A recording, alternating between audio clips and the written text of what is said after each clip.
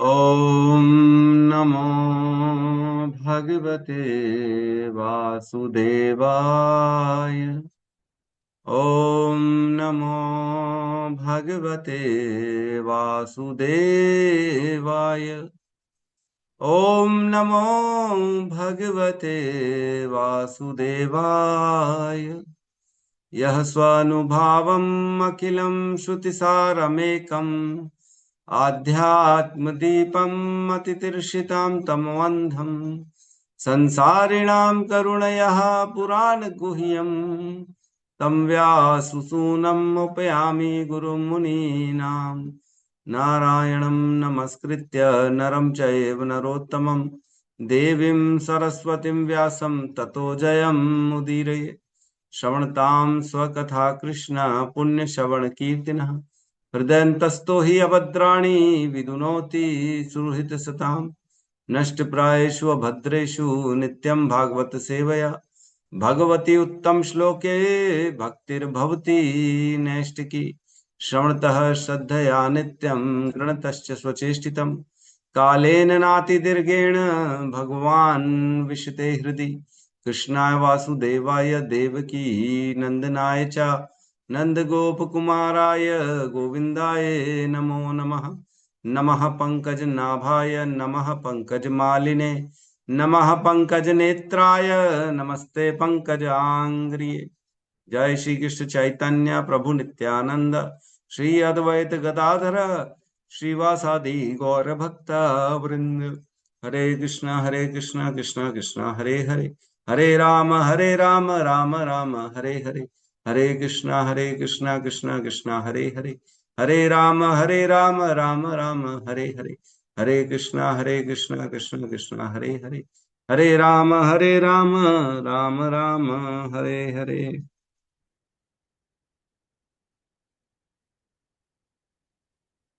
हरे कृष्ण। सभी का स्वागत है प्रातःकालीन श्रीमद् भागवतम के सत्र में।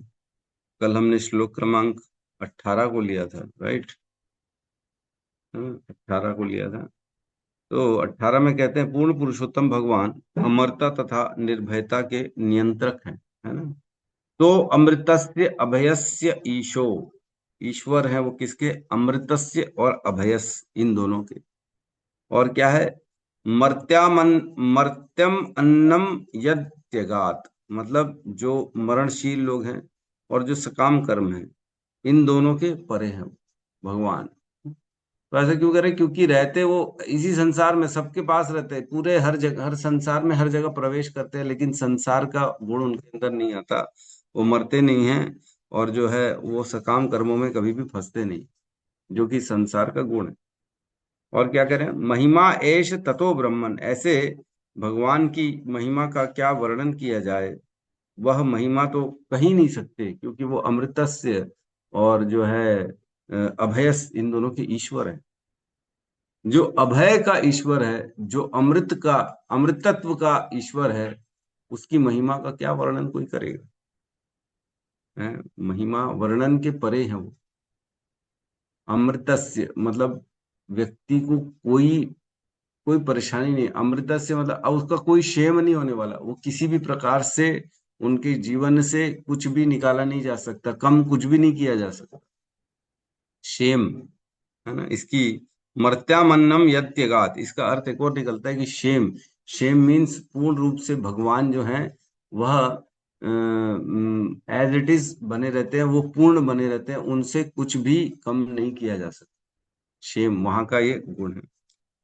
पुरुषस्य दुरत्यय, ऐसे भगवान जो दुरत्य है, उनकी महिमा दुरत्य है, उनकी महिमा का वर्णन किया ही नहीं जा सकता। अपरिमेय है जिनकी महिमा। तो इसमें हमने कल पढ़ा, है ना, बहुत सुंदर वर्णन था वैकुंठ का वर्णन, आध्यात्मिक जगत का वर्णन, है ना।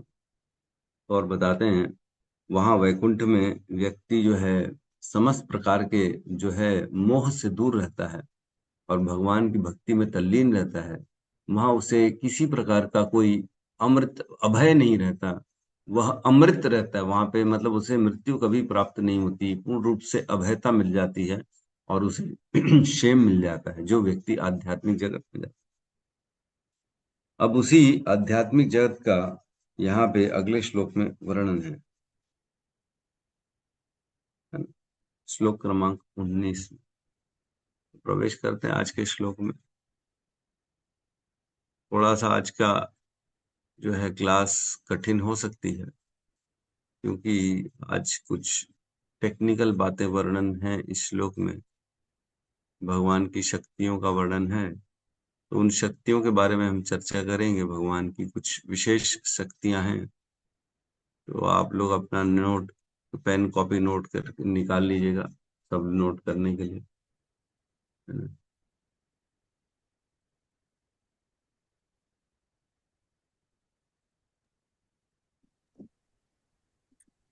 क्लियर है? जी प्रभु। प्रभु। जी प्रभु जी। श्लोक क्रमांक 19, अध्याय 6, स्कंद 2, पुरुष सूक्त की पुष्टि।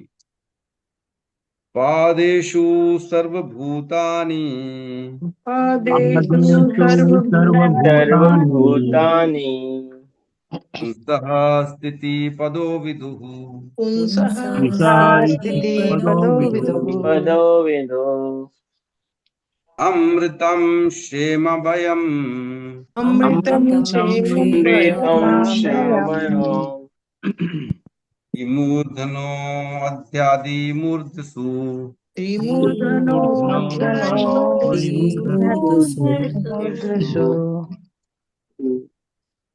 पादेषु सर्वभूतानि पादेषु सर्वभूतानि पुंसः स्थितिपदो विदुः पुंसः स्थितिपदो विदो अमृतं क्षेमम् अभयम् अमृतं क्षेमभयम् त्रिमूर्धनो अधायि मूर्धसु त्रिमूर्धनो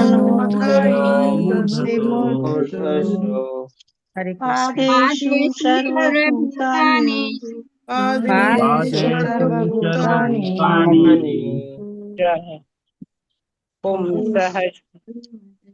पढ़िए माता जी पढ़िए। पादेषु सर्वभूतानि पादेषु येषु सर्वभूतानि पुंसः स्थितिपदो विदुः स्थितिपदो विदो अमृतं क्षेमं भयं त्रिमूर्ध्नो अमृतं अमृतं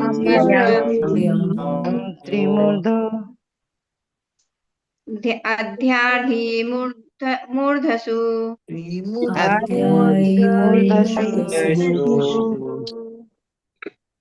पादेषु सर्वभूतानि पुंसः स्थितिपदो विदुः स्थितिपदो विदुः अमृतं क्षेमम् अभयम्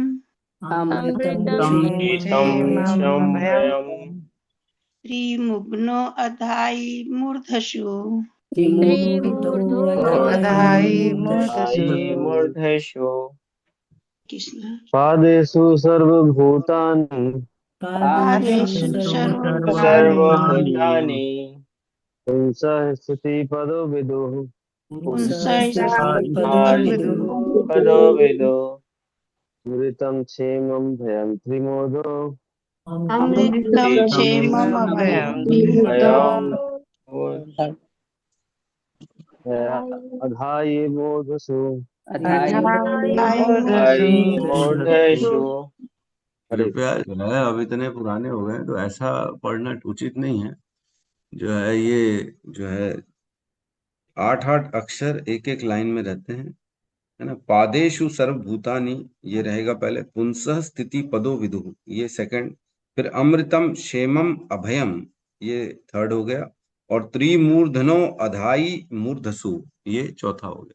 तो इस प्रकार से पढ़िए तो ज्यादा अच्छा है। पुराने पुराने लोग जो है वो गलती करेंगे तो उचित नहीं है, नए लोग कैसे करेंगे फिर। ठीक है, तो हम आगे बढ़ते हैं। अनुवाद। पूर्ण पुरुषोत्तम भगवान अपनी 1/4 शक्ति द्वारा समस्त भौतिक ऐश्वर्य के परम आगार के रूप में जाने जाते हैं। जिसमें सारे जीव रह रहे हैं। श्री भगवान का धाम जो 3 उच्चतर लोकों से तथा भौतिक आवरणों से परे स्थित है, उसमें अमरता, निर्भयता तथा जरा और व्याधि से चिंता मुक्ति का अस्तित्व रहता है। ओम अज्ञानतिमिरन्धस्य ज्ञानाञ्जन शलाकया चक्षुरुन्मीलितं येन तस्मै श्री गुरुवे नमः। श्री चैतन्य मनोभीष्टं स्थापितं येन भूतले स्वयं रूपः कदा मह्यं ददाति स्वपदान्तिकम्। वन्देऽहं श्रीगुरु श्रीयुतपदकमलं श्रीगुरून् वैष्णवांश्च श्रीरूपं सागरजातं सहगण रघुनाथान्वितं तं सजीवं साद्वैतं सावधूतं परिजन सहितं कृष्ण चैतन्य देवं श्री राधा कृष्ण पादान् सहगण ललिता श्री विशाखान्वितांश्च। हे कृष्ण करुणा सिंधु दीन बंधु जगतपते गोपेश गोपिका कांता राधा कांत नमस्तुते। तप्त कांचन गौरांगी राधे वृंदावनेश्वरी वृषभानुसुते देवी प्रणमामि हरिप्रिय। वाञ्छाकल्पतरोभश्च कृपा सिन्धुभ्यैव च पतितानां पावनेभ्यो वैष्णवेभ्यो नमो नमः। नमो विष्णुपादाय कृष्णपृष्ठाय भूतले श्रीमते भक्तिवेदांत स्वामीति नामिने। नमस्ते सारस्वते देवे गौरवाणी प्रचारिणे निर्विशेष शून्यवादी पाश्चात्य देशतारिणे। जय श्री कृष्ण चैतन्य प्रभु नित्यानंद श्री अद्वैत गदाधर श्रीवासादि गौर भक्त वृंद। हरे कृष्णा कृष्णा कृष्णा हरे हरे, हरे राम राम राम हरे हरे, हरे कृष्ण। तो इस श्लोक में जो है वर्णन है भगवान के जो है लोक का, जो भगवान का आध्यात्मिक जगत है और इस भौतिक जगत का एक कंपैरिजन चल रहा है। कंपैरिजन चल रहा है। तो पढ़ते हैं। फर्स्ट लाइन जो है इसमें वो भगवान की भौतिक जगत का जीवों की स्थिति बता रही है, और सेकंड लाइन में जो आध्यात्मिक जगत है वहां का वर्णन है ना। तो पादेशु सर्वभूतानि, पादेशु, पादेशु का अर्थ यहाँ पे त्रिपाद और एक पाद का वर्णन है ना। हम जो कॉन्टेक्स्ट एक्चुअल में ना भगवत गीता भागवतम जब पढ़ते हैं तो हमें देखना पड़ेगा कि किस टॉपिक पे चर्चा चल रही है, तो ये श्लोक उसी टॉपिक पे रिफरेंस देता है। पिछले श्लोकों में जैसे भगवान का त्रिपाद और एक पाद का वर्णन चल रहा है ना, जो जगत है आध्यात्मिक जगत है वो त्रिपाद है। पिछले श्लोक में हमने पढ़ा ही था त्रिपाद जो है भगवान का आध्यात्मिक में 3/4 और एक पाद ये भौतिक जगत है। त्रिपाद का मैंने 3 गुण भी बताया। त्रिपाद इसलिए कहते हैं क्योंकि उसमें 3 गुण हैं। अमृत का गुण है, अमृतत्व का गुण है, अभयता का गुण है और क्षेम का गुण है, इसलिए त्रिपाद कहते हैं। ठीक है, तो वही कंटेक्स्ट लेंगे। कई बार ऐसा होता है लोग ना ये श्लोक बोलेंगे पादेशु अर्थात भगवान के चरण की बात चल रही है, तो ठीक है चरण भी आप ले सकते हैं, लेकिन जो रिफरेंस चल रहा है उसी रिफरेंस से लेना पड़ेगा। पादेशु चरण भी कहते हैं, और पादेशु यहाँ पे त्रिपाद का अर्थ है। जो एक पाद है यहाँ पे वो भौतिक जगत की बात चल रही है। एक पाद, पादेशु मीन्स एक चरण, एक पाद मीन्स भौतिक जगत। भौतिक जगत में सर्वभूतानि, भगवान 1/4 शक्ति से, पादेशु मीन्स 1/4 अपनी शक्ति से, यह संसार सर्वभूतानि, इस संसार जो बद्ध अवस्था में हम लोग हैं ना ब्रह्मांड के अंदर, भौतिक जगत के जितने भी लोग हैं उनका वर्णन करें। सर्वभूतानि समस्त बद्ध जीवों का जो निवास स्थान है वो भगवान की 1/4 शक्ति पादेशु, उसके द्वारा संचित, उसके द्वारा मेंटेन होता है। पुंसः, पुंसा मीन्स भगवान, स्थिति पदो विदुः, जितने भी भौतिक जगत में, जितने भी भौतिक जगत भगवान के चरण में स्थित है। जो भी स्थिति पदे मीन्स जितने भी सर्व भूतानी, जितने भी लोग रहते हैं इस भौतिक जगत में, जो एक पाद भगवान का भौतिक जगत है उसमें सभी बद्ध लोग रहते हैं। वो क्या है? पुंसः स्थिति पदो, भगवान के चरणों में स्थित है। पुंसां स्थिति पदो, और विदु का अर्थ है ऐसा विद्वान जन कहते हैं, जानते हैं। विदु मीन्स जो इंटेलिजेंट होते हैं, जो महापुरुष हैं, जो वेदों के ज्ञाता हैं, वो ऐसा कहते हैं कि भगवान की एक चरण में सभी भौतिक जगत हैं, उसके जीव वहीं रहते हैं, और वो कैसे है? वो भगवान की 1/4 शक्ति से संचालित होता है भौतिक जगत। ठीक है ना। आगे कहते हैं अमृतम क्षेमम अभयम, ये तीन गुण हमने कल चर्चा करी। अमृतम, क्षेमम और अभयम, ये तीन गुण जो हैं भगवान के आध्यात्मिक जगत में ऑलवेज रहते हैं। वहां कोई मरता नहीं है, वहां क्षेम नहीं होता, वहां अभयता सदा सदा रहती है, और भगवान इसके ईश्वर भी हैं। ठीक है ना। ऐसा जो वो लोक हैं उसका वर्णन है। त्रिमूर्धनो अधाई मूर्धसु, तो त्रिमूर्धनो मीन्स तीन उच्च लोकों के परे। त्रिमूर्धनो, तीन लोकों के सर के ऊपर।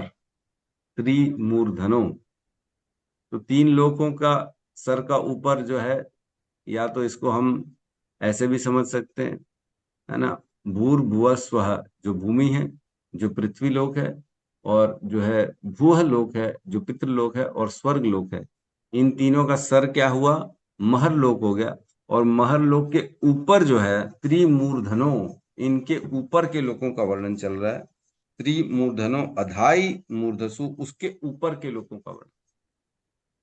और इसका दूसरा अर्थ एक और निकलता है कि जो तीन लोक ऊपर के हैं, जनलोक, तपलोक और महरलोक, जनलोक, तपलोक और सतलोक, इसके ऊपर जो है वह आध्यात्मिक जगत है, ब्रह्मांड। हम जानते हैं ब्रह्मांड के बाहर आध्यात्मिक जगत है, जहां में अमृतम है, क्षेमम है और अभयम। ये गुण आध्यात्मिक जगत में है, यहाँ इस भौतिक जगत में नहीं है।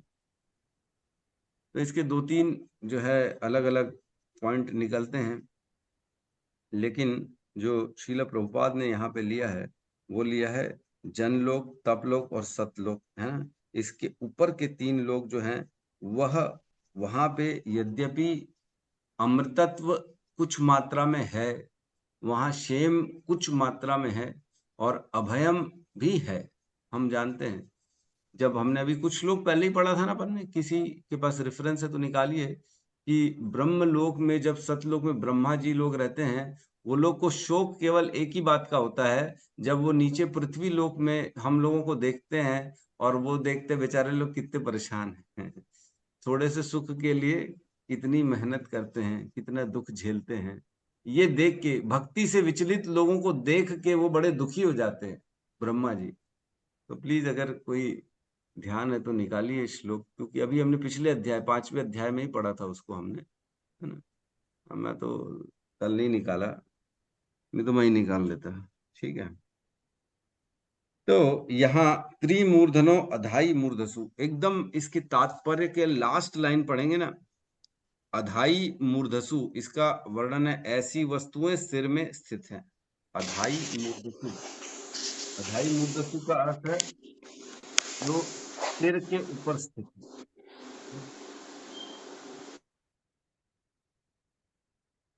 तो सिर के ऊपर कैसे स्थित है मैंने बताया, जैसे जनलोक, तपलोक और सतलोक लेंगे, तीनों त्रिमूर्धस, त्रिमूर्धसु मीन्स तीन लोक, जनलोक, तपलोक और सतलोक, इनका सर के ऊपर, मतलब इनके ऊपर क्या ब्रह्मांड है, और उसके ऊपर जो है ना निकलेंगे तब जाके ये आध्यात्मिक जगत का सुख मिलेगा, अमृतम, अभयम और क्षेमम। और अगर इसका हम दूसरा त्रिमूर्धसु जो है, वो तीन लोग, अगर पृथ्वी, पितृलोक और स्वर्गलोक, भूर्भुवः स्वः, ये तीन लेंगे तो इनका सर हो गया महरलोक, और उसके ऊपर जाके ये सुख है कौन सा, अमृतत्व और जो है अभयता और क्षेम। ये वहां पे भी है तीन लोक में। हम जानते हैं जब ब्रह्मा जी का प्रलय होता है तब महर लोक तक के सभी लोग, मतलब स्वर्ग लोक तक तो वैसे ही जलमग्न हो जाता है, और जब संकर्षण की आग निकलती है तो तपता है पूरा ये जो है आधा ब्रह्मांड। लेकिन वो तपिश जो है थोड़ी थोड़ी महरलोक में भी आती है, तो महरलोक के लोग जो है ऊपर जनलोक और तपलोक में चले जाते हैं। तो महरलोक में भी भय है, जब आखिर अग्नि आ रही तो भय होता है, तभी वो लोग ऊपर चले जाते। लेकिन ऊपर के तीन लोग जो है, जनलोक, तपलोक और सतलोक, जो ब्रह्मलोक है, वहां पे किसी प्रकार का कोई जो है प्रलय काल में भी जो है कोई भय नहीं होता, वहां वो सदा सदा बना रहता है। लेकिन जब ब्रह्मा जी का पूरा 100 साल की वर्ष की अवधि निकल जाती है तब वह नष्ट हो जाता है, और वो सभी के सभी भगवान के धाम चले जाते हैं। तीनों लोकों के वासी जो है ब्रह्मा जी की आयु के बाद वो सभी के सभी भगवान के धाम चले जाते हैं, इसलिए वहां पे किसी भी प्रकार का भय नहीं है। वहां अमृतत्व भी देखा जाए तो अमृतत्व है, लेकिन देखा जाए तो नहीं भी है। है कैसे? क्योंकि वे जब ब्रह्मांड समाप्त होता है तो वो मर के सीधे भगवान के धाम चले जाते। तो जीवन और मृत्यु तो वहां पे भी है, लेकिन भय नहीं है, वो डरते नहीं है, उनको मालूम है अब हम जो है सीधा भगवान के चरणों में उनकी सेवा करने जाएंगे। लेकिन भगवान बताते हैं भगवत गीता में, ब्रह्मा जी से लेके नीचे तक सभी जन्म मृत्यु के चक्र में फंसे हुए। अब्रह्म भुवनात् लोका पुनर्आवृतो अर्जुन माम उपेत्य तु कौन्ते पुनर्जन्म न विद्यते। हे कुंती पुत्र, जो ब्रह्मा जी हैं उससे लेके नीचे तक सभी जो है सभी लोग जन्म मृत्यु के चक्र में फंसे हुए हैं, लेकिन जो मुझे प्राप्त कर लेता है वो फिर दोबारा उसका जन्म नहीं होता।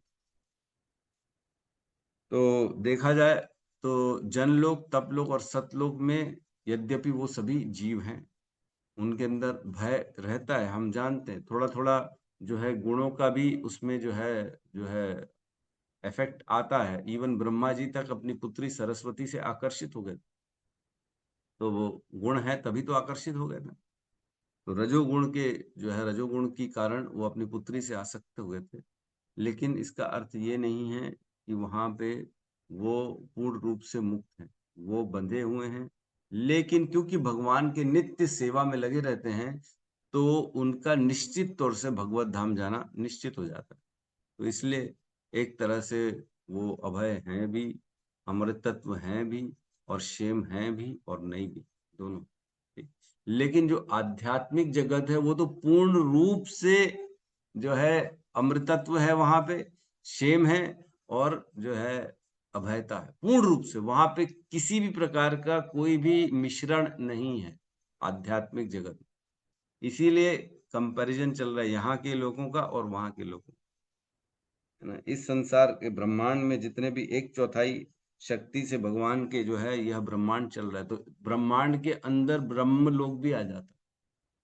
तो भगवान का जो ब्रह्मलोक है, हमारा जो ब्रह्मलोक है, वो एक पाद शक्ति के अंतर्गत आता है। लेकिन जो त्रिपाद शक्ति के अंतर्गत जो आध्यात्मिक जगत आता है, वहां पे किसी भी प्रकार का अमृतत्व या अभय वहां भय नहीं है, वहां कुछ भी नहीं, केवल भगवान की भक्ति है।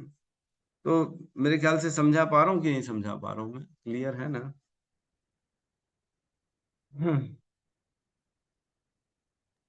तो किंचित मात्रा में जनलोक, तपलोक और सतलोक में किंचित मात्रा में भय है, और मृत्यु भी है किंचित मात्रा में, और क्षेम भी किंचित मात्रा में है। इसलिए ये 3 लोगों का कंपैरिजन चल रहा है आध्यात्मिक जगत से, और इधर के लोगों का 3 जगत, 3 जो तपलोक, सतलोक और जनलोक, तपलोक, सतलोक, इन तीनों लोगों का कंपैरिजन चल रहा है आध्यात्मिक जगत से।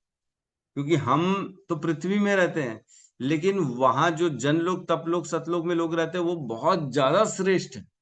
उनके जीवन लगभग आध्यात्मिक जगत के लोगों से लगभग मिलता जुलता है उनका जीवन। वहां के लोग और आध्यात्मिक जगत के लोगों में बहुत ज्यादा जो है जीवन में अंतर नहीं है। वो साक्षात भगवान के सेवा करते हैं, तो यहाँ वो लोग भगवान के हृदय से भगवान की भक्ति करते हैं और सेवा में लगे ही रहते हैं, वो भी भगवान। तो इस प्रकार दोनों का कंपैरिजन चल रहा है ना। तो हमने जो है बद्ध जीव और मुक्त जीव की स्थिति जो पुरुष सूक्त में वर्णन है, उसकी पुष्टि यहाँ पे ब्रह्मा जी कह रहे हैं। बद्ध अवस्था और मुक्त अवस्था, बेसिकली इन दोनों का कंपैरिजन चल रहा है। यहाँ के लोग सभी बद्ध अवस्था में। तो इसमें एक वर्णन आ रहा है तात्पर्य में, श्री भगवान की संधिनी शक्ति की समग्र अभिव्यक्ति का 1/4 भौतिक जगत में प्रदर्शित होता है और 3/4 आध्यात्मिक जगत में प्रदर्शित होता है। तो इसमें और आगे पढ़ता हूं मैं, फिर हम इस पर चर्चा करेंगे। श्री भगवान की शक्ति के 3 अंग हैं, है ना। 3 अंग है भगवान की शक्तियों के। संधिनी शक्ति, संवित तथा हलादिनी शक्ति। दूसरे शब्दों में वे सनातन अस्तित्व, ज्ञान तथा आनंद का पूर्ण अभिव्यक्ति रूप है। भौतिक जगत में अस्तित्व, ये चलो ठीक है। तो हम पहले चर्चा करते हैं। अब भगवान की शक्तियों के 3 अंग हैं। सौंधिनी शक्ति, संवित शक्ति और हलादिनी शक्ति। भगवान की जो शक्तियां हैं उनके 3 डिवीजन किए गए, है ना। एक होती अंतरंगा शक्ति, हमने सुना, और एक होती बहिरंगा शक्ति, हमने सुना है ना, ये सुना है हमने। तो बेसिकली जो अंतरंगा शक्ति है ना, उसका ये वर्णन चल रहा है कि उनकी 3 डिवीजन है। अंतरंगा शक्ति, जिसे चिद शक्ति भी कहते हैं भगवान की, उसका 3 डिवीजन है। हलादिनी शक्ति, संवित शक्ति और संधिनी शक्ति। तो हलादिनी शक्ति जो होती है वह क्या कार्य करती है? वह भगवान को आनंद प्रदान करने का काम करती है ना। पढ़ते हैं ना, प्रहलाद लाद दायिने। जो प्रहलाद है, हलाद, आह्लाद मीन्स आनंद प्रदान करने वाले, है ना। नरसिंह भगवान को कौन? प्रहलाद आनंद प्रदान करते हैं। तो भगवान का आनंद जो प्रदान करने वाली शक्ति होती है उसे हलादिनी शक्ति कहते हैं। तो भगवान की जब इच्छा हुई कि मुझे प्रसन्नता होनी चाहिए, मुझे आनंद होना चाहिए, तब भगवान की यह शक्ति कार्य करती, हलादिनी शक्ति। और जो संवित शक्ति होती है उसे क्या कहते हैं? उसे ज्ञान शक्ति भी कहते हैं, है ना। ज्ञान, वह ज्ञान, वह दिव्य ज्ञान जिससे वह अपने आप को जानते हैं और दूसरों को अपने बारे में जानने देते हैं, उसे संवित शक्ति कहा जाता है। ज्ञान शक्ति, जिससे हम भगवान को जान सकते हैं, ऐसी दिव्य शक्ति को संवित शक्ति कहा जाता है ना। ज्ञान, आप समझते भगवान को जान रहे हैं कि नहीं जान रहे? अब बाकी लोग तो नहीं जान रहे हैं, हम जान रहे हैं कि भगवान मनुष्य रूप में आते हैं, लीला करते हैं, फिर चले जाते हैं। 16,108 शादियां कैसे कर लेते भगवान, ये आप समझ सकते, हर व्यक्ति नहीं समझ सकते। कृष्ण ने कैसे पहाड़ उठा लिया गोवर्धन, ये आप समझ सकते, लेकिन दूसरे नहीं समझ पा रहे। तो कोई भेद है ना दोनों में। वो क्यों नहीं समझ पा रहे? वो क्यों नहीं मानने को तैयार है कि भगवान एक उंगल में 7 दिन 7 रात तक गोवर्धन पर्वत को उठा के रखा था? वो नहीं मान रहे हैं। वो बोलते हैं कृष्ण भी तो हमारे जैसे आदमी थे, वो कोई भगवान थोड़ी। तो कुछ तो भेद है ना उनकी ग्रहण शक्ति में और हमारी ग्रहण शक्ति में। आप सीधा सीधा भगवान कृष्ण को भगवान मानते हैं, ये मानते हैं कि ये पूरा ब्रह्मांड, ये पूरी सृष्टि कृष्ण की जो है शक्ति से चल रही है, ये हम मानते हैं। भगवान अखिल ब्रह्मांड नायक है, ये हम मानते हैं। भगवान ही कर्मों के सृजन करता और कर्मों का फल देने वाले हैं। भगवान ही हमारे अंदर शक्ति पैदा करके हमारी अनेक अनेक अनेक योनियां पैदा कर रहे हैं, हमारी हमें अलग अलग योनियों में डाल रहे हैं। तो ये आप स्वीकार कर रहे हैं, लेकिन दूसरे नहीं कर रहे हैं। उनको लगता है नहीं नहीं, एक शक्ति है जो कार्य कर रही है, जो अव्यक्त रूप में, जो निराकार है, वह शक्ति कार्य कर रही है। वो एक ज्योति है, वह एक परमात्मा है, वो कृष्ण नहीं है, वो भगवान अलग ही है, उसका कोई रूप नहीं है। ऐसा भेद है कि नहीं? तो क्या ऐसी स्थिति है जो आप ये स्वीकार करते हैं? ऐसी कौन सी शक्ति है जो आप मानते हैं कि कृष्ण भगवान है, वो 2 भुजी रूप में है, वह उन्होंने लीला करी थी वृंदावन में, वही गोलोक वृंदावन बिहारी हैं, उन्हीं से ही विष्णु निकले हैं, उन्हीं से ही शिव और ब्रह्मा, वे सब गुण पूर्ण माया शक्ति प्रकृति सब उन्हीं से निकला, ये आप स्वीकार करते हैं? तो इस शक्ति को क्या कहते हैं? संवित शक्ति कहते हैं। जिस शक्ति से हम भगवान को समझते हैं, जानते हैं, उसे संवित शक्ति कहा जाता है। और संधिनी शक्ति क्या होती है? संधिनी शक्ति वह शक्ति है जिससे पूर्ण पुरुषोत्तम भगवान अपना अस्तित्व बनाए रखते हैं। वह हैं, नहीं है, नहीं है, वह हैं, थे, सदा सदा रहेंगे। वह एक पुरुष के रूप में है, वह निराकार रूप में अपनी शक्ति के रूप में इस पूरे संसार में व्याप्त हैं। वो हर किसी के हृदय में हैं वो। परमात्मा के रूप में, हमने जाना 8 इंच बित्ते के बराबर परमात्मा के रूप में सबके हृदय में भगवान है। केचित केचित स्वदेह आंतर हृदय अवकाशो प्रादेश मात्रम पुरुषम वसंतम चतुर्भुजम चतुर्भुजम कंच शंख रथांग शंखम और गदाधरम धारणया स्मरंती। भगवान परमात्मा जो होते हैं वो चतुर्भुज में रहते हैं, सबके हृदय में रहने वाले हैं, एक बित्ते के बराबर हैं।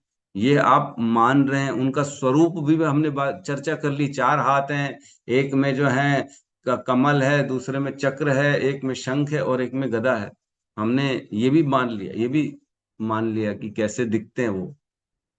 खड़े हैं कि बैठे हैं? परमात्मा हमारे हृदय में खड़े हैं कि बैठे हैं? कौन बताए? खड़े हैं प्रभु जी। खड़े हैं, यस, खड़े हैं, बैठे नहीं है। सीट नहीं मिली अभी उनको, खड़े हुए हैं। तो ये भी मालूम है हमारे को। तो ऐसा क्या है, शक्ति है जो आप लोगों को ये भी मालूम है कि भगवान परमात्मा ऐसे ऐसे हैं, ऐसे ऐसे खड़े हैं, ऐसे ऐसे बैठे हैं, ये हाथ है उनका, 2 भुजी चतुर्भुजी, अपने गोलोक बिहारी, अपने राधा रानी और गोपियों के साथ अलग अलग खेल खेल रहे हैं। कुछ कहना चाहते हैं क्या रघुनाथ दास जी? नहीं प्रभु जी, वो जब आप पूछे ना कि हाँ, परमात्मा, ठीक उस समय मैं हाई हैंड रेस किया था। ठीक। तो भगवान हैं और भगवान हमेशा बने रहते हैं। यह जो शक्ति है इसे क्या कहते हैं? संधिनी शक्ति। अब मैं बता रहा हूं भगवान का स्वरूप क्या है। सत, चिद और आनंद। ठीक है। सत मीन्स वो हैं, अस्तित्व में हैं, ऐसा नहीं है कि वो नहीं है, हैं। और सत मीन्स ही इज प्रेजेंट, वो है। सत उसे कहा जाता है। और असत मीन्स जो नहीं है उसे असत कहा जाता है, और सत मीन्स जो है उसे सत कहा जाता है। और चिद मीन्स ज्ञान। सत चित, चित मीन्स ज्ञान, दिव्य ज्ञान। भगवान ज्ञान के भंडार हैं। चित और सत चित आनंद। आनंद मीन्स भगवान हमेशा आनंदमय स्थिति में रहते हैं। तो ये तीनों को जो एक्सप्लेन करती है उन शक्तियों को कहते हैं, जो सत को एक्सप्लेन करती है उसे संधिनी शक्ति कहते हैं, और जो चिद, जो ज्ञान को एक्सप्लेन करती है उसे संवित शक्ति कहते हैं, और जो आनंद को एक्सप्लेन करती है उसे हलादिनी शक्ति कहते हैं। ये भगवान की शक्तियों के 3 भाग हैं। जो भगवान की अंतरंगा शक्ति हो गई, उनके 3 भाग हो गए, संवित शक्ति, संधिनी शक्ति, संवित शक्ति और हलादिनी शक्ति। ठीक है। किसी को कोई इसमें अभी तक अभी तो स्टार्ट ही हुआ है। तो इसका वर्णन जो है हम चर्चा करते हैं। चैतन्य चरितामृत आदि लीला 4थे स्कंद के 61 और 62 इन दोनों श्लोकों में वर्णन हुआ है। मैं पढ़ के सुना रहा हूं क्या लिखा है। 61 में कहते हैं, भगवान कृष्ण का शरीर शाश्वत मीन्स सत, ज्ञानमय मीन्स चित तथा आनंद से पूर्ण आनंद है। उनकी एक आध्यात्मिक शक्ति 3 रूपों में प्रकट होती है। भगवान की जो ये आध्यात्मिक अंतरंगा शक्ति ये 3 रूपों में प्रकट होती है, सत, चित और आनंद। ये भगवान का स्वरूप है ना। भगवान भी ऐसे ही हैं, हम भी सच्चिदानंद है, भगवान के जैसे ही हैं हम भी। तो ये तीनों शक्तियां हैं जिससे ये भगवान का स्वरूप जागृत होता है। ठीक है, सच्चिद आनंद पता पड़ता है। और कहते हैं हलादिनी उनके आनंद का पक्ष है, संधिनी उनके नित्य अस्तित्व का और संवित चिद अंश का पक्ष है, जिससे ज्ञान के रूप में भी स्वीकार किया जाता है।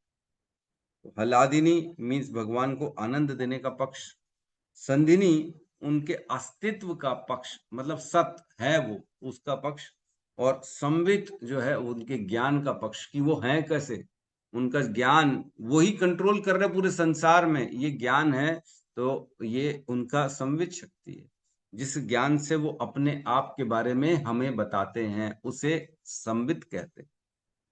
ठीक है। तो थोड़ा सा मैं तात्पर्य पढ़ रहा हूं आदि लीला 4.62 का, है ना। तो जीव गोस्वामियों ने भगवान की शक्तियों की व्याख्या इस प्रकार की है है ना। जिस दिव्य शक्ति से पूर्ण पुरुषोत्तम भगवान अपना अस्तित्व बनाए रखते हैं वह संधिनी कहलाती है। जिस दिव्य शक्ति से वे अपने आप को जानते हैं और दूसरों को अपने बारे में जानने देते हैं उसे संवित शक्ति कहलाती है। जिस दिव्य शक्ति से वे दिव्य आनंद को धारण करते हैं और भक्तों को आनंद प्रदान करते हैं वह ह्लादिनी शक्ति कहलाती है। जिससे वो खुद भी आनंद में रहते हैं और जिससे अपने भक्तों को भी आनंद प्रदान कराते हैं उसे ह्लादिनी शक्ति कहते हैं। भगवान के कीर्तन में जाने से आनंद आता है कि नहीं आता? आता है। बड़ा बढ़िया लगता है। क्या कीर्तन हुआ, क्या प्रसाद खाया, मंदिर का दर्शन किए, क्या मजा आ गया। लेकिन कुछ लोगों को इसमें आनंद नहीं आता है ना। कुछ लोगों को इसमें आनंद नहीं आता। उनको लगता है अरे ये लोग पागल हैं। तो ऐसा क्या भेद है जो हमको आनंद आ रहा है और उनको नहीं आ रहा? क्यों? क्योंकि हम भगवान की ह्लादिनी शक्ति के द्वारा आनंद प्रदान किया जा रहा है हमारे को। भगवान की ह्लादिनी शक्ति हमारे ऊपर काम कर रही है। भगवान कृष्ण को भगवान हम मानते हैं। क्यों मानते हैं? क्योंकि भगवान की जो संधिनी शक्ति है वह काम करती है। वह अपने अस्तित्व को प्रकट करते हमारे सामने उस शक्ति के द्वारा, है ना। भगवान ने भगवत गीता में कहा है कि जो है मुझे मूढ़ लोग, मूर्ख व्यक्ति नहीं जान सकते। अवजानन्ति माम मूढ़ा मानुषिम तनु आश्रितम परम भावो अजानन्तो मम भूत महेश्वर। मुझे जो बेवकूफ हैं वो नहीं जान सकते। अवजानन्ति माम मूढ़ा मानुषिम तनु आश्रितम। उनको क्या लगेगा कि कृष्ण तो केवल मनुष्य शरीर में थे, वो तो मनुष्य थे, वो भगवान थोड़ी थे। मानुषिम तनु आश्रितम परम भावो अजानन्तो। मेरे परम भाव को वो नहीं जान पाएंगे। मम भूत महेश्वरम। मैं सभी सृष्टि का स्वामी हूं, मैं महेश्वर हूं। ये कौन नहीं जान पाएगा? वो मूढ़ व्यक्ति नहीं जान पाएंगे। क्यों नहीं जान पाएंगे?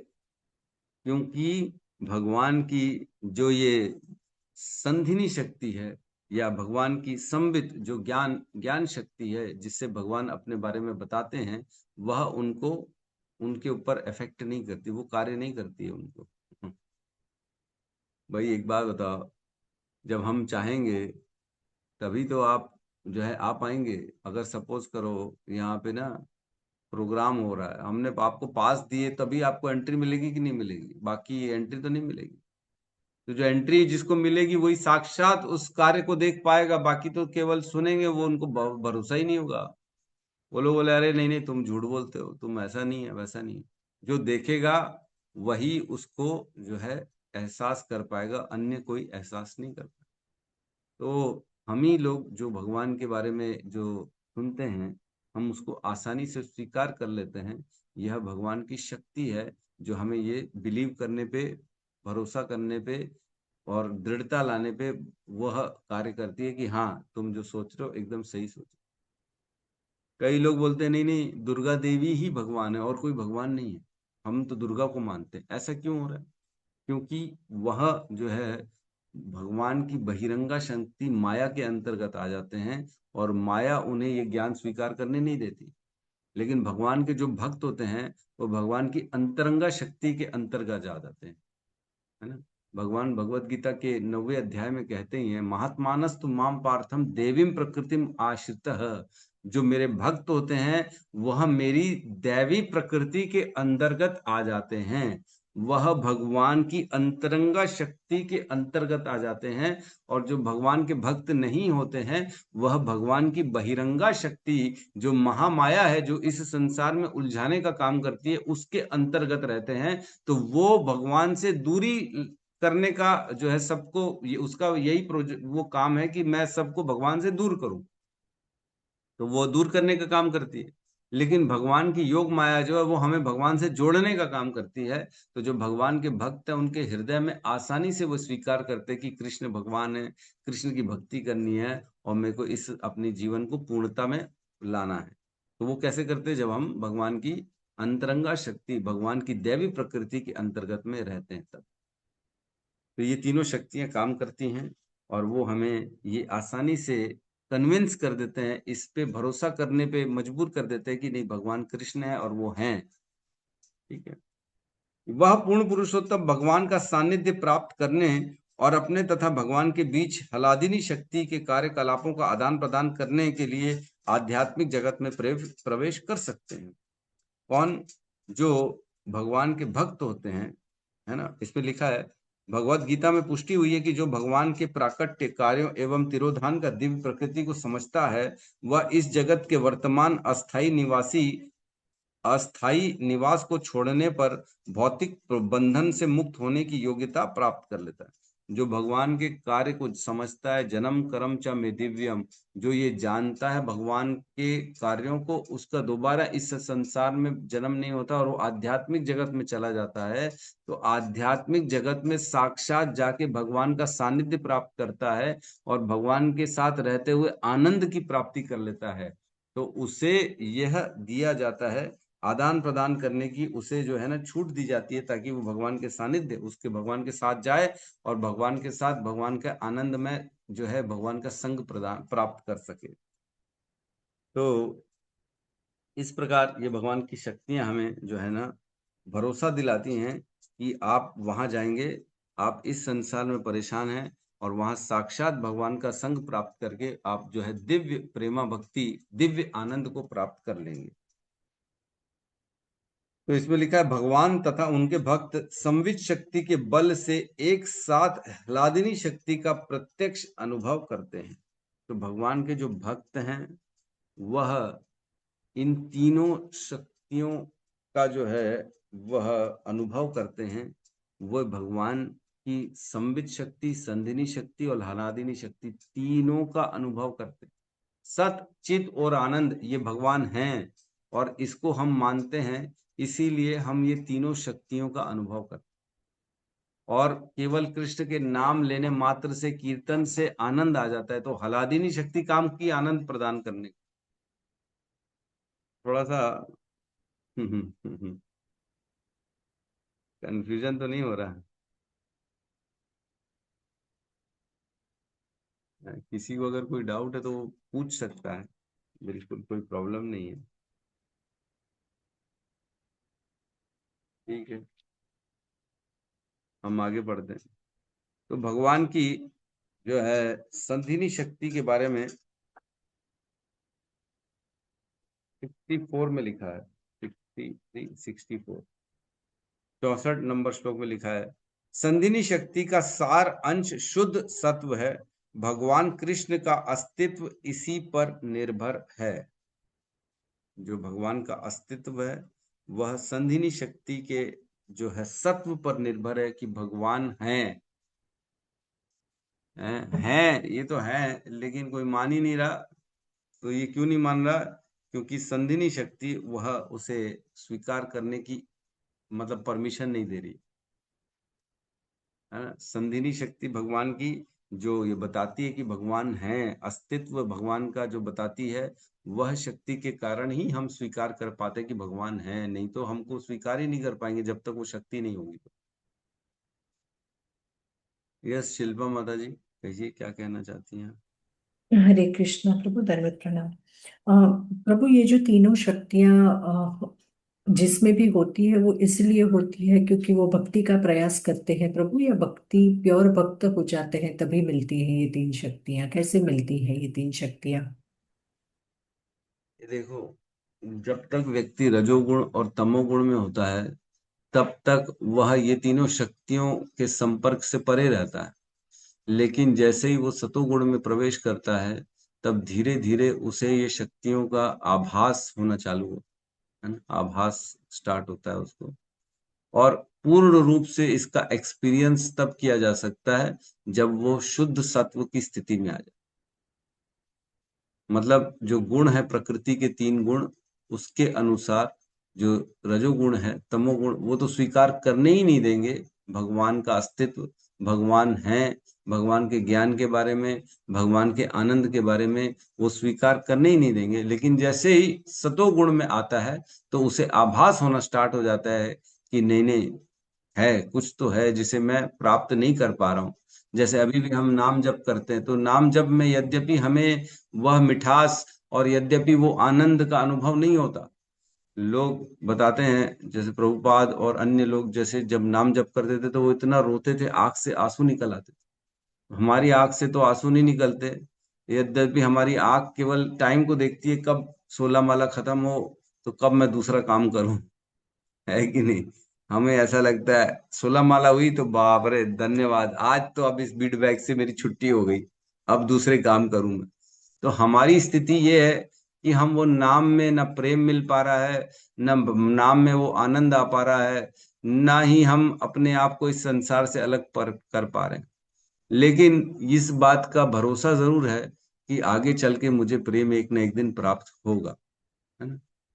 तो अर्थात यह है कि हम यद्यपि भगवान के आनंद को अनुभव नहीं कर पा रहे, अभी की स्थिति में नहीं कर पा रहे, लेकिन हमें इस बात का कम से कम जो है ज्ञान है कि भविष्य में मेरे को ये ज्ञान, ये आनंद जरूर प्राप्त होगा, मेरे को ये करते रहना, करते रहना, करते रहना।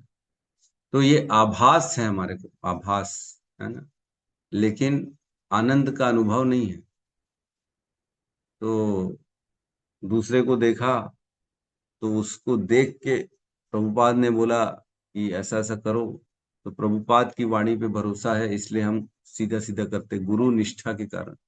यद्यपि हमें अंदर से अनुभव नहीं है कि विग्रह में भगवान है कि नहीं है, खाना खाते भी है कि नहीं खाते, भोग तो लगा रहे हैं हम तीनों टाइम, तुलसी पत्र भी और घंटी भी बजा रहे हैं, तो खाते हैं कि नहीं खाते, पता नहीं खाते कि नहीं। भाई हमारा तो खाना एज इट इज बस उतना का उतना ही वापस आ जाता है, कुछ कम तो होता नहीं।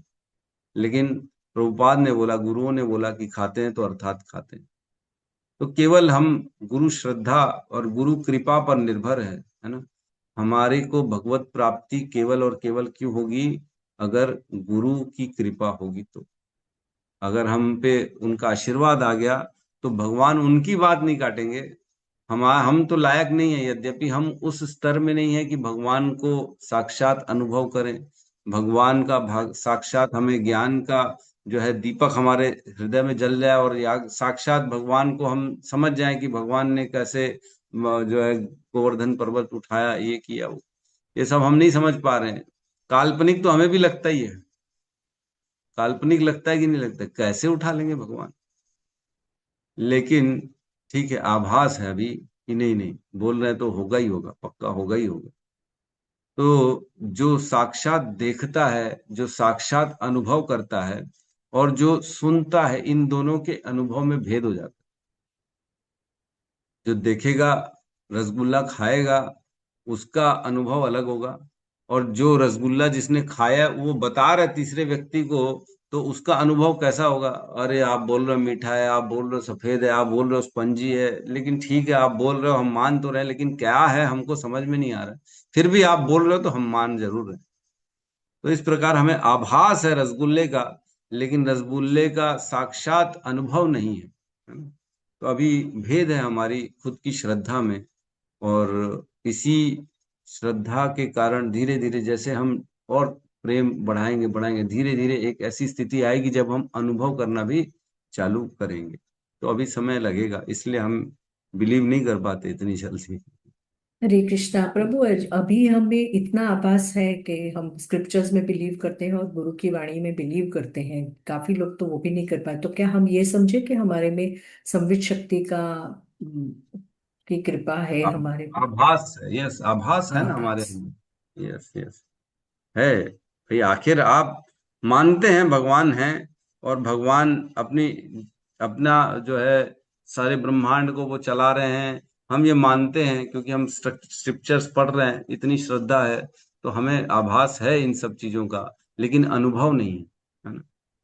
जैसे हमने पढ़ा वाल्मीकि जी ने, ब्रह्मा जी ने सब ऐसे हथेली में रखे हुए आंवले की तरह दर्शन किया, मतलब अनुभव किया होगा ना पूरा, उन्होंने साक्षात जैसे देखा होगा।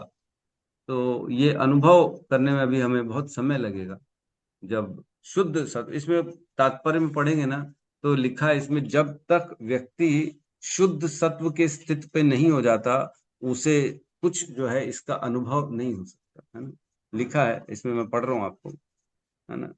65 की जो है मैं तात्पर्य को पढ़ रहा हूँ, चैतन्य चरितामृत। हाँ, थोड़ा ध्यान से सुनिएगा अच्छे से। कृष्ण के माता पिता, घर बार सब कुछ एक ही विशुद्ध सत्व में प्रदर्शित होता है। शुद्ध सत्व में स्थित व्यक्ति ही भगवान के रूप, गुण तथा अन्य लक्षणों को समझ सकता है। शुद्ध सत्व में जो व्यक्ति स्थित है वही भगवान के रूप, गुण तथा अन्य सभी को समझ सकता है। कृष्ण भावनामृत का प्रारंभ शुद्ध सत्व के स्तर से होता है। कृष्ण कॉन्शियसनेस की स्टार्टिंग शुद्ध सत्व से होती है। और शुद्ध सत्व कहाँ है? जब रजोगुण, तमोगुण और सतोगुण से आदमी ऊपर हो जाता है तब उसे शुद्ध सत्व कहते हैं। जब तीनों गुणों के परे हो जाता है उसे शुद्ध सत्व कहते हैं। मतलब भगवान की भक्ति, भगवान को समझ पाने की शक्ति तो तब मिलेगी जब भगवान के यहाँ ये इन तीनों गुणों को हम पार कर जाएंगे। यद्यपि प्रारंभ में कृष्ण की अनुभूति का आभास होता है, किंतु कृष्ण की वास्तविक अनुभूति वासुदेव के रूप में होती है, जो सब शक्तियों के चरम स्वामी हैं, अथवा समस्त शक्तियों के मूल अधिष्ठाता देव हैं। जब जीव प्रकृति के तीनों गुणों से अतीत होकर विशुद्ध सत्व में स्थित होता है, तब वह अपनी सेवा की भावना से पूर्ण पुरुषोत्तम भगवान के रूप, गुण तथा अन्य लक्षणों की अनुभूति प्राप्त कर सकता है। मैं दोबारा आपको बता रहा हूं, इसमें दोबारा पढ़ रहा हूं।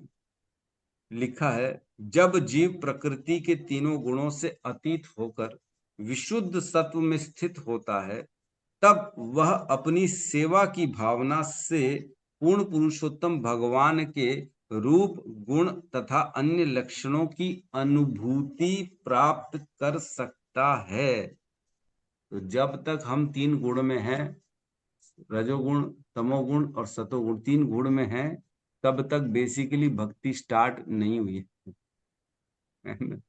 ये केवल आभास चल रहा है। आभास घर के अंदर बैठे हैं, बाहर आवाज आ रही है, आभास हो रहा है कोई आया है बाहर। देख नहीं सकते हैं, न उसका स्वरूप मालूम है, न कितने लोग हैं, क्या क्या लेके आए हैं, क्या क्या कर रहे हैं, कुछ नहीं मालूम है। केवल आभास है कि कोई है, इसको आभास कहते हैं। तो अभी हम जब तीनों गुणों के अंतर्गत हैं तो केवल आभास हो रहा है कि कोई तो है, कृष्ण कोई तो है जो ये शक्ति चला रहा है, जो पूरे ब्रह्मांड का मालिक है, कोई तो है। अब वो कौन है, क्या है, कैसा है, ये हमको कोई अनुभूति नहीं हो रही है। ये अनुभूति करने के लिए ही अर्जुन ने भगवान को रिक्वेस्ट करी थी, मैं समझूं कैसे आपको, आप तो बता रहे हो लेकिन मैं समझूं कैसे। तब उन्होंने अपना विराट रूप का दर्शन कराया था, तब जाके वो समझे, ओहो आप तो ऐसे हो। तो हम भी जो है अभी आभास में ही है कि भगवान हैं, ऐसे होंगे, ऐसे विराट रूप होगा उनका, ऐसी शक्तियां हैं, हर जगह ऐसे ऐसे व्याप्त हैं। तो धीरे धीरे जब हम अपने आप को अलाइन करेंगे ना, तब हमें धीरे धीरे भगवान की अनुभूति होना स्टार्ट हो जाएगी। कभी कभी थोड़ा थोड़ा, जैसे नारद जी को भगवान ने थोड़ी सी अनुभूति दे दी थी। जब नारद जी निकले थे, हमने पढ़ा था, आप थे कि नहीं थे पता नहीं, उस स्कंद में जब दासी के पुत्र में नारद जी थे, उनकी माता मर गई सांप के काटने से, जब जंगल की ओर निकल पड़े, बहुत दूर गए, फिर भगवान की उन्होंने तपस्या, उनकी भक्ति करना स्टार्ट कर दी। तब हृदय में उनके ना भगवान ने अनुभूति दे दी अपनी कि मैं कैसा हूं। इतना आनंद आ गया उसको सुन के, उसको अनुभूति करके नारद जी ने, और भगवान ने अपने आप को फिर विलुप्त कर लिया उनके हृदय से। तो विलुप्त कर दिया तो नारद जी जो है परेशान हो गए। दासी के पुत्र बोले, अरे इतने सुंदर भगवान कहाँ चले गए, ढूंढने लगे। फिर उन्होंने और प्रयास किया। तब आकाशवाणी हुई कि नारद, इस जीवन में तुझे इससे ज्यादा मेरी अनुभूति नहीं होगी, अब जब तू शरीर छोड़ेगा तब तू सीधा मेरा पार्षद बनेगा। तो आकाशवाणी भी हुई थी, तब आप थे कि नहीं, आपने पढ़ा था कि नहीं पता नहीं। तो भगवान की अनुभूति कुछ लक्षण, कुछ स्थिति में हुई थी उनको। तो वैसे ही हमारे को भी अनुभूति हृदय में होगी जब हम तीनों गुणों को पार कर देंगे, तब हो, है ना। तो एक इसमें लास्ट लाइन में लिखे, अतः उनको समझने के लिए शुद्ध सत्व के पद पर स्थित होना आवश्यक है। भगवान को समझने के लिए शुद्ध सत्व में होना पड़ेगा, 3 गुणों से परे जाना पड़ेगा, जो कि इतना मुश्किल है, क्या बताए। माया छोड़ती नहीं हरे है। कृष्णा प्रभु, आपने सही बताया, बहुत बहुत ज्यादा अच्छा एक्सप्लेन किया है। प्रभु एक हम्म, रिक्वेस्ट है, आपने जैसे कर्म का सीरीज लिया है, ऐसे गुणों का प्रैक्टिकल लाइफ में कैसे करें उसका एक अगर ले सकते हैं क्लास का तो हरि बोल। प्रयास करेंगे माता जी। मैं भी एक्चुअल में नौसिखिया हूं ना, मैं भी बहुत ज्यादा जानता नहीं हूँ, क्या करूँ।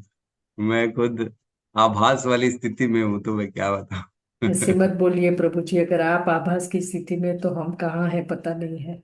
अरे आप और हम एक ही स्थिति में है जी, और क्या। ठीक है, भगवान के गुरु की कृपा से वर्णन कर लेते हैं। समझ में एक्चुअल में क्या है माता जी, समझ में तो आता है, लेकिन अनुभूतियां नहीं है। समझ में तो आ रहा है सारी चीजें कि टारगेट क्या है, क्या उस पर्दे के उस पीछे क्या क्या है, ये थोड़ा थोड़ा समझ में आ रहा है। भगवान की कैसे शक्तियां काम कर रही हैं, क्या हो रहा है आध्यात्मिक जगत में, वहां पे क्या स्थिति है, ये सब समझ में आ रहा है। लेकिन यहाँ की जो माया है ना, ये छूट नहीं रही है, बड़ी मुश्किल है। जब छूटेगी तभी वहां पहुंच पाएंगे। क्या करें, सबने अपने अपनी स्थिति को त्याग करना बड़ा मुश्किल है ना। कोई कैसे छोड़ दे पूरा सब चीजों को, बहुत मुश्किल हो रही है। यहाँ पे तो ऐसा है कि समय जो है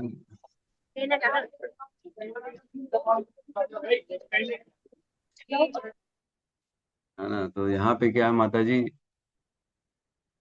समय निकालना, वो इसी में ही परेशानी हो जा रही है। भगवान के लिए पढ़ना, नाम जप करना, मैं तो आपको मालूम है, सुबह 2 डेढ़ घंटा 2 घंटा इसमें चला जाता है, शाम को 2 घंटा मेरा पढ़ाई में चला जाता है, 1.5 2 घंटा। और फिर मैं गृहस्थ आश्रम में हूँ, मेरा परिवार है, बच्चे हैं, पत्नी है, माता जी हैं, सब कुछ है। उसको भी समय देना पड़ता है 11 से 5। तो मैं तो इसी में ही उलझ जाता हूँ, मेरे को समझ में नहीं आता मैं कैसे करूँ, कैसे आगे बढ़ूँ।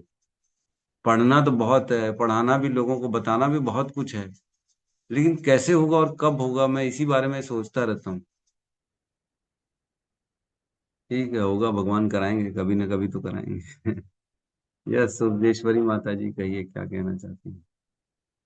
प्रभु जी, ये भगवान की 3 शक्तियां बताई, इनको समझने के लिए हमें क्या महामाया से निकल के योग माया जब हमें शरण मिलेगी तभी समझ में आएंगी क्या ये?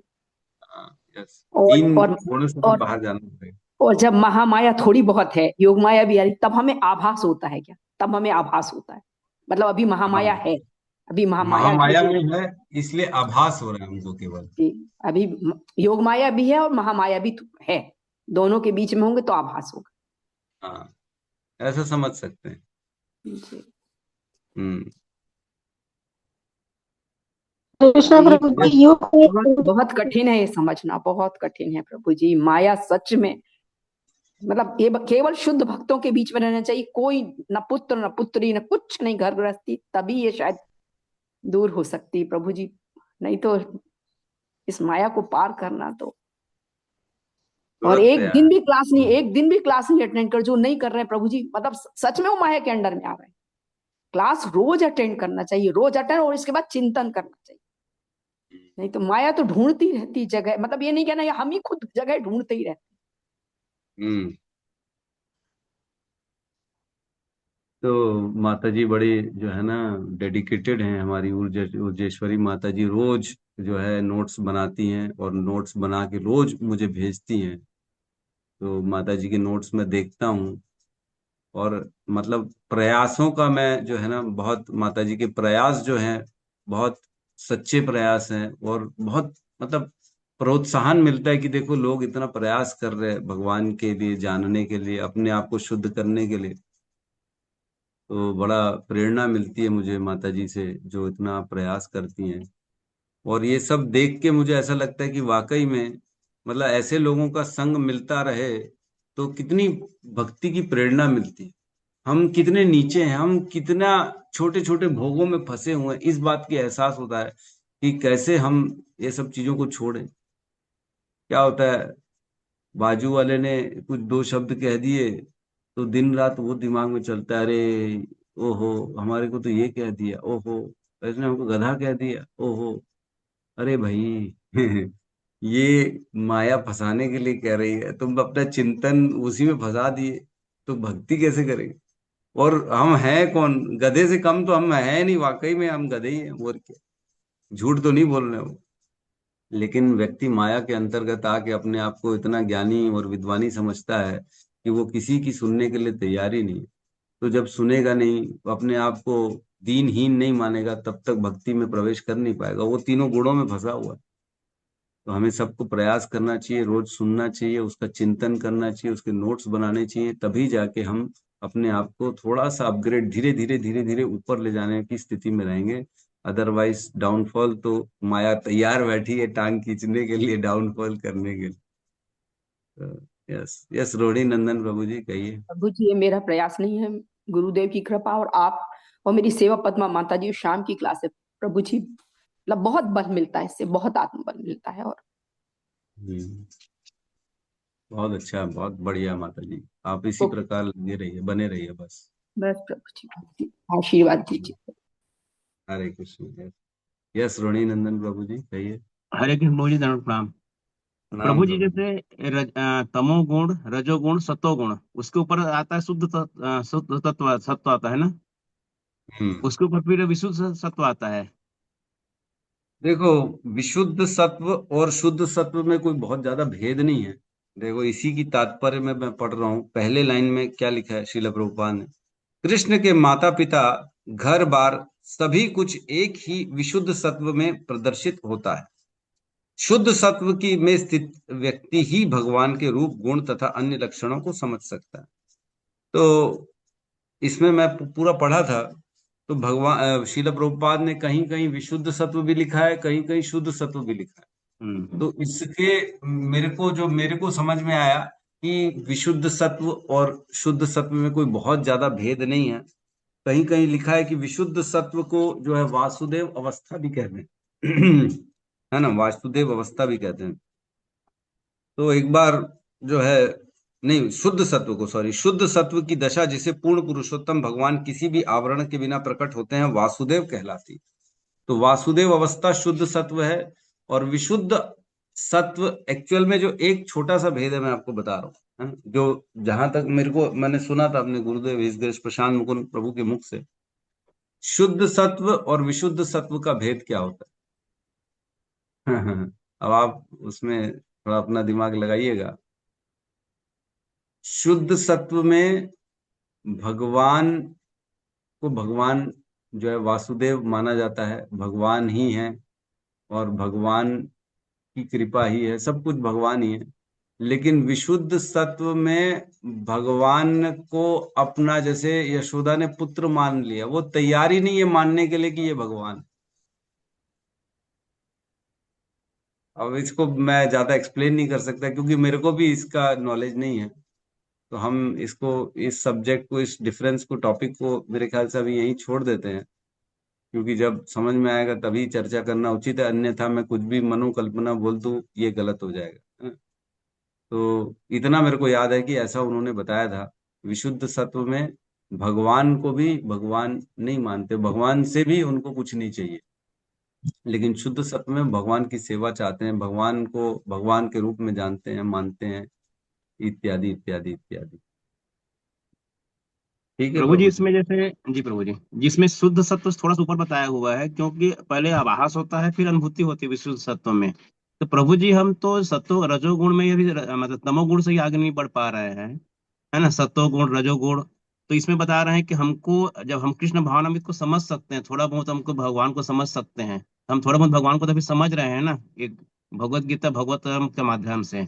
तो क्या हम रजोगुण से मतलब शुद्ध तत्व में थोड़ा सा प्रारंभिक स्थिति में है क्या शुद्ध तत्व के? नहीं नहीं, तो यहाँ पे ये इसमें लिखा गया नहीं है, नहीं जब हम नहीं, भगवान का जो है रूप गुण को थोड़ा बहुत समझने की कोशिश करते हैं, समझते हैं थोड़ा बहुत, जैसे आपने बताया कि हम मान तो रहे ना कि भगवान ने गोवर्धन लीला करी थी, है ना, 7 दिन तक उठा के रखे थे पर इसको गोवर्धन को, हम्म, तो ये हम समझ हम्म, तो रहे ना, हम है ना, मान रहे हाँ। हैं, तो इसका मतलब क्या हम थोड़ा सा आगे हैं, मतलब शुद्ध तत्व की स्थिति में थोड़ा बहुत है कि नहीं है अभी इसमें? नहीं नहीं नहीं नहीं, इसमें शुद्ध सत्व नहीं है। ये आभास है एक्चुअल में, मैं यही बता रहा हूँ कि ये प्रारंभ में कृष्ण की अनुभूति का आभास जो होता है, वो आभास थोड़ा बहुत इन गुणों के अंतर्गत व्यक्ति को हो जाता है।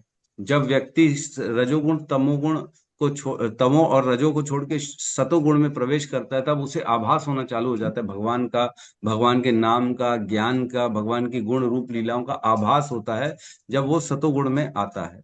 यद्यपि ये तीनों गुण हमेशा रहते हैं, सतोगुण में रहने से थोड़ा उसको समझ में आना स्टार्ट होता है, लेकिन इसका मतलब ये नहीं है कि उसके जीवन से तमोगुण और रजोगुण पूर्ण रूप से निकल चुका है ना। तो हम लोग सदा सदा तीनों गुणों के अंतर्गत रहते हैं, इवन ब्रह्मा जी भी तीनों गुणों के अंतर्गत में रहते हैं, इतनी उच्च स्तर स्थिति पे जाने के बाद भी। तो तीनों गुणों के बाहर निकलेंगे तब अनुभूतियां चालू होंगी, तीनों गुण के अंदर रहेंगे तो केवल जो है आभास होगा मात्र। ठीक, तो शुद्ध तत्व तो अभी बहुत दूर है प्रभु, बहुत ज्यादा दूर है। तो प्रभु जी तीनों गुण तो रहेंगे ही रहेंगे ना, जैसे ब्रह्मा जी में तीनों गुण हैं, तो हमारे में हम तो तीनों गुण से बाहर निकल ही नहीं सकते ना, तो थोड़ा बहुत रहेगा ही रहेगा। तो तीनों गुण रहते हुए भी हम क्या शुद्ध सत्व में थोड़ा पहुंच सकते हैं क्या? नहीं नहीं, आप शुद्ध सत्व में पहुंच सकते हो, ऐसा नहीं है, इसी संसार में रहते रहते शुद्ध सत्व में पहुंच सकते हो, लेकिन वो एकदम श्रेष्ठ स्थिति होती है। वो उस स्थिति में जैसे नामाचारशील हरिदास ठाकुर हमारे जो है, उनको खंड खंड जाए यदि प्राण, उनका प्राण बोले अगर मेरा टुकड़े टुकड़े हो जाए तबो न छड़े हरि का नाम, तभी मैं हरु का नाम नहीं छोड़ूंगा। तो ये सब परिस्थितियां अलग परिस्थितियां होती हैं जिसे शुद्ध सत्व कहते हैं। उसमें फिर न घर है न शरीर है, शरीर का भी भास नहीं होता। 3 3 दिन में जो है हमारे रघुनाथ दास जी जो है वो केवल थोड़ी सी छाछ पीते थे, उसमें भी बोलते थे बस मेरा पेट भरा है, उसमें भी जरूरत नहीं उनको खाने की। तो ये खाने पीना, शरीर का भान, शरीर के जो सारी जो लिमिटेशंस हैं उसको जब क्रॉस कर जाता है व्यक्ति, वो शुद्ध सत्व में पहुंच जाता है।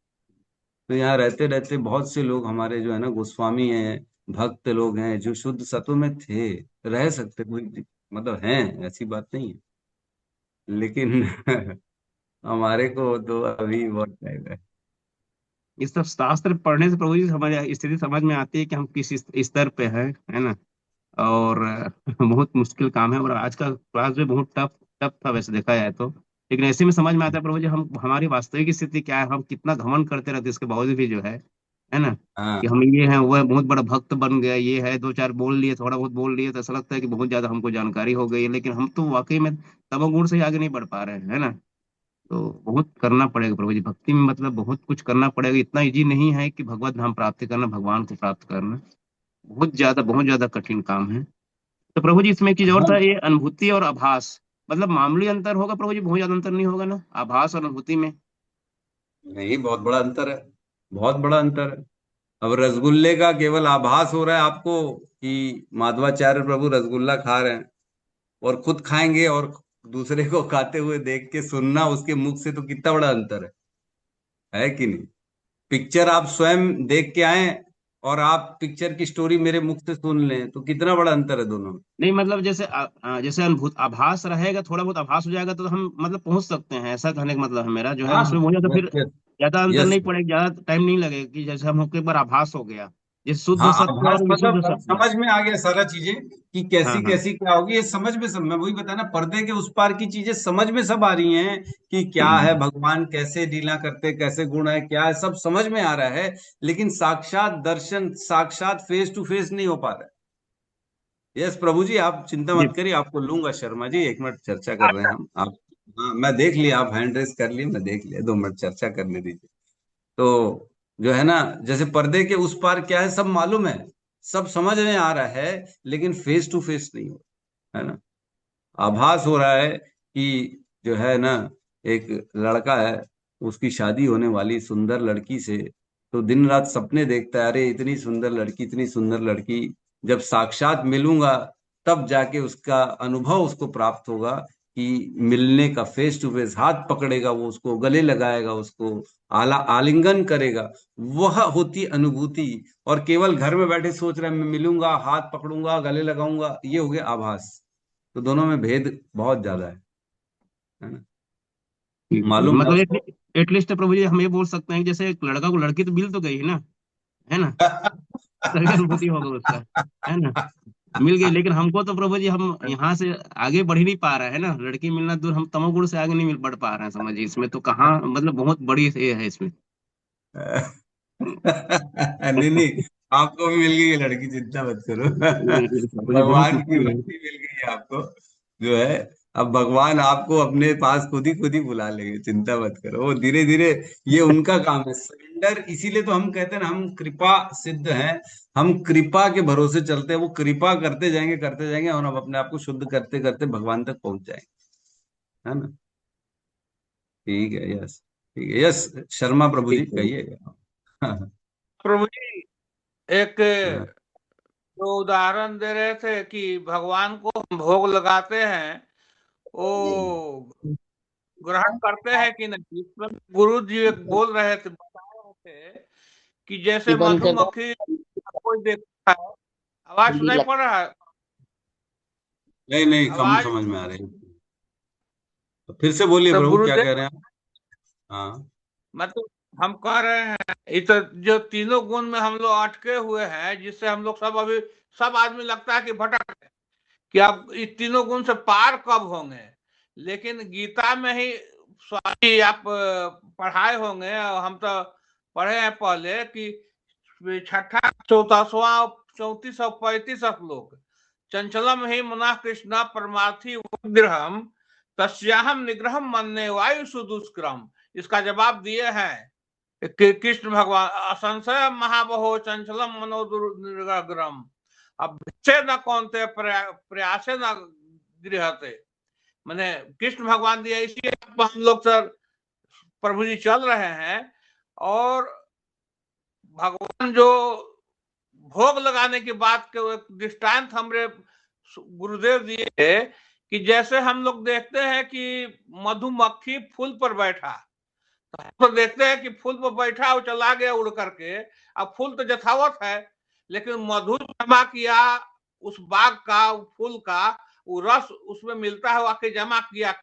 इसी तरह से भोग का भी है कि भगवान ग्रहण कर लेते हैं, हम लोग को पता नहीं चलता है, मधुमक्खी फूल से ले जाता है। हम बताए थोड़ा सा, आपको क्या अरे तो बताएंगे प्रभु, प्रभु जी? मैं ये नहीं बोल रहा प्रभु, मैं ये बोल रहा हूँ कि हम भोग लगाते हैं, ठीक है, तो दृष्टांत हो गया, जैसे मधुमक्खी रस निकाल लेती फूल से और फूल यथावत बना रहता है। लेकिन आपको विश्वास है भगवान खा रहे हैं, ये बात चल रही है। हम लगा के तो आते हैं, लेकिन हमें भरोसा नहीं होता भगवान खाए कि नहीं खाए। हम सोचते पता नहीं खाए कि नहीं खाए, हमें लगता है मैंने तो रख दिया, पता नहीं विग्रह में खा रहे कि नहीं खा रहे। मैं हमारे संशय की बात कर रहा हूँ, हमारे डाउट की बात कर रहा हूँ। तो ये तो विश्वास बोलने भर की बात प्रभु है, जी तब, यथावत बना रहता है, ये बोलने भर की बात है, और कोई बात नहीं है। तो और चंचल जी मना कृष्ण 34-35 जब पढ़ेंगे, इसी आशा पर चलेंगे और करेंगे हम लोग, तो लगता है कि कुछ है क्या। तो भगवान, देखो मैं बता रहा हूँ इसमें, ठीक है, ये जो श्लोक है ना, ये श्लोक नहीं है यहाँ पर। अरे मेरे को सब मालूम है, मतलब मैं सब नहीं मालूम है, ये दोनों श्लोकों के बारे में मालूम है।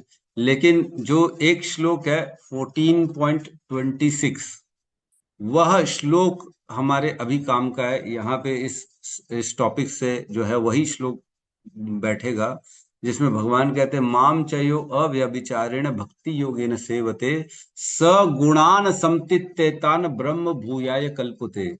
जो मेरी अव्यभिचारी भक्ति करता है, वह तीनों गुणों को पार कर जाता है, और वह मेरे समान गुणों को प्राप्त करता है ना। जो जी अव्यभिचारी भगवान की भक्ति करेगा, वह रजोगुण तमोगुण सतोगुण को पार कर पाएगा, अदरवाइज वो पार भी नहीं कर पाएगा।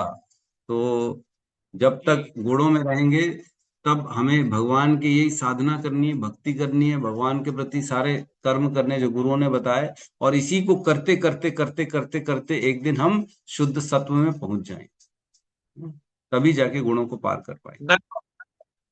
धन्यवाद, प्रणाम, बहुत बहुत धन्यवाद। यस यस, ठीक है। तो किसी और का कोई प्रश्न है यहाँ पे? नहीं है। बहुत बहुत धन्यवाद। सभी लोग इतने जो है सुनते हैं लेकिन मेरी विनती है सभी से, कृपया जो है आप लोग कम से कम हरे कृष्ण महामंत्र को, हरे कृष्णा हरे कृष्णा हरे कृष्णा कृष्णा कृष्णा हरे हरे हरे राम हरे राम हरे हरे श्रीमद् भागवतम की जय, जय समस्त भक्त वृंद की जय, जय जगद्गुरु शील प्रभुपाद की जय, जय ब्रह्मानंद हरि हरि बोल। हरि बोल, हरि हरि बोल।